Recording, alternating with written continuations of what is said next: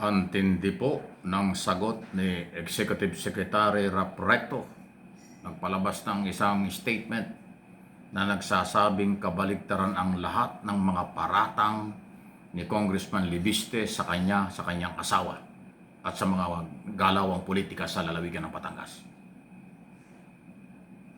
Hindi daw totoo. Puro pambibintang lang ang ginawa ni Libiste na siya ay nakipagsabuatan sa mga kontraktor para sa vote buying at maduming eleksyon sa lalawigan ng Batangas, sa Lipa at sa buong Batangas para naging gobernador si Governor Vilma Santos. Ang sinabi po ni Executive Secretary Recto, siya ang sinusuhulan ni Libiste para daw huwag tumuloy para daw sa kalaban ni Libiste sa unang distrito dyan sa Batangas. Abay, sino bang kanyang kalaban doon?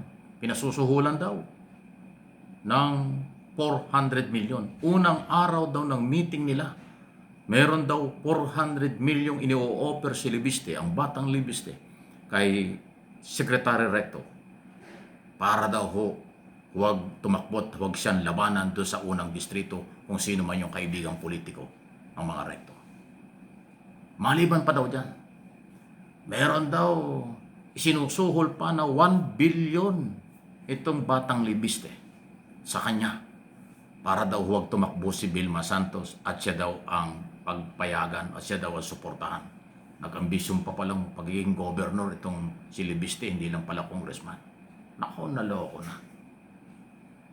Marami pang sinabi si Sir. Alam niyo si Senador Recto, hindi ko naman kilala ng personal, pero yan yung Batanggenyo, matagal na politiko. Ilang beses na naging senador, ilang beses naging congressman, ilang beses naging chairman niya ng Finance Committee, Deputy Speaker sa Kongreso. Matagal na ho.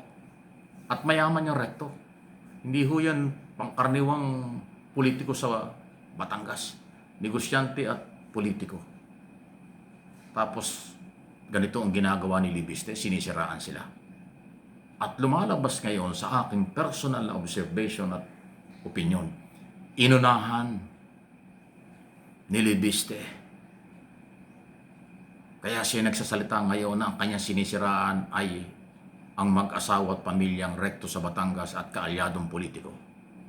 Dahil yung pala naman, sabi ni Recto, siya ang unang sinusuhulan para bigyan ng pabor ang political ambisyon ni Libiste. Meron pa sinabi naiyak daw si Loren Ligarda doon sa isyong yan. Sandali. Pagka ating binasa at inaral yung mga sinasabi ni Recto, parang may something si Libiste. Parang, ano ito? Dala ng kabataan? Emosyonal? O may problema sa pisikal na pangangatawan? Alam na niyo ang ibig sabihin. Sa pantaha lang yan, opinion ko lang. Parang may something. Siya pala yung nanunuhol sa Batangas. Tapos ngayon, binaligtad niya. Dahil siya'y kaalyado ng mga Duterte. Dahil siya'y DDS na ngayon. Kaya kanyang binabaligtad na ang sitwasyon. So, sinisira niya ang mga Recto, hindi lang dahil sa Batangas. Dahil ito ngayon ay Executive Secretary, Little President, malapit sa Pangulo. Yun ba yun? Yun ang aking opinion. Winawasak niya ang mga Recto, hindi lang sa lalawigan ng Batangas, kung hindi sa buong bansa, dahil ito ay Executive Secretary at pinagkakatiwalaan ni Pangulong Marcos. Kailanman wala akong nadinig na yung mga Recto ay na-involve sa korupsyon Sa tagal ng senador at congressman yan. Nakalala ko pa yung mga staff niya dati, hindi naman yan korap Ekonomista at marunong maghanap buhay. Matinong pamilya yan Marunong magnegosyo at grabe So ngayon, paano ito, Congressman Libiste? Ikaw pala ang unang nanunuhol sa iyong political ambition dyan sa unang distrito ng Batangas. At tapos yung pala nag-ambisyon ka pang maging Pangulo. Kontra ka pala na maging governor si Vilma Santos. Kaya pala nanunuhol ka daw ng 1 billion para ikaw ang gusto mong ikaw ang tumakbo at suportahan. Ay nagkamali ka kung ikaw ay bilyonaryo, baka bilyonaryo din. At sigurado akong bilyonaryo yung mga Recto at Santos. Ay Vilma Santos pa lang, bilyonaryo na yan sa pagiging artista. Ay alam ko ang mga Recto, kung hindi man bilyonaryo, milyonaryo din. Ito, pasintabi na, pero hindi naman masama siguro. Nakatira sa Alabang yung mga yan, nakatira sa Grand Meadows, may bahay sa Tagaytay. Big time yung pamilyang Recto. Big time din yung Santos, Vilma Santos, sa politika at pelikula. Tapos itong batang libiste, baka kulang sa aruga itong batang ito. Naku, pasintabi na kay dating Governor Tony Libiste. Kilala ko yun, kaibigan din. Kilala ko ni Libiste dahil matagal kami nakikita sa Davao niyan. Lalo na siya makalabas mula sa kulungan. Hindi kaya madamay dito ang political career ni Loren Ligarda. Eh, isipin mo, ikaw yung ina. Tapos yung anak mo ganito. Kung sino-sino mga binangga yung Kongreso, binangga kung sino-sino, pati sa Batangas, lahat na lang. Inaaway niya. Tapos siya naman pala yung bilyonaryong nagpapakilalang bilyonaryo, baka nga bilyonaryo, yung nanunuhol. Aba, galit ka sa korupsyon, tapos ikaw pala yung nanunuhol din. May something. May something.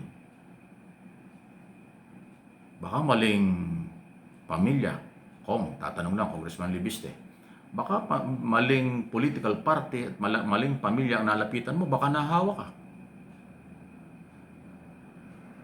Ako, kilala ko yung tatay mo si Tony Libiste, matino naman yung tao. Nagkaroon lang ng kaso dahil sa may mga personal na dahilan. Si Loren Ligarda, matino, broadcaster, matino, dating congressman, senador, mataas ang kredibilidad sa broadcast industry at sa politika. Yung pamilya mo, bakit ikaw ganito? Baka kulang ka sa aruga. Kaya kung ano-ano mga sinasabi mo na ngayon ay lumalabas dahil binangga mo yung mga Recto, nagsalita na, dahan-dahan pa lang yung salita niya dahil hindi naman sila palaaway, mabigat yung statement niya. Ikaw pa lang nanunuhol. Kung totoo yan, 1.4 billion initial pa lang. 400 daw sa unang meeting para lang pigilan yung lalaban sa iyo sa distrito. 1 billion para huwag tumakbong governor si Vilma at ikaw pa lang gustong kaka-interest governor. Sandali. Ano ito? Kredibilidad, pagkatao, mula ulo hanggang paa, nakataya dito. Anong kredibilidad ng laban sa korupsyon kung ikaw mismo ay di umano ay nanunuhol dahil sa iyong mga interes? Oh my goodness. Pasintabi na po, baka nahahawa ka sa iyong pinaniniwalaang kinakampihang politiko sa ngayon. Huwag kang pahawa, bata ka pa, malayo ang mararating mo. Huwag mong daanin sa dahil ikaw ay bilyonaryo, ikaw ay anak ng mga kilalang tao, pero binabangga mo kahit sino. Eh kung wala sa lugar, at ngayon binabalikan ka na, saan maniniwala ang tao ngayon? Batanggay niyo ako, nagmamalasakit ako sa inyo at sa ating lalawigan. Pero kung ganito ang labanan, tandali, kailangan malaman ng mga Batanggay niyo sa buong mundo at lahat ng Pilipino, ano ang totoo? Sino nga ba ang korap sa inyo at nanunuhol sa inyo? Matindi.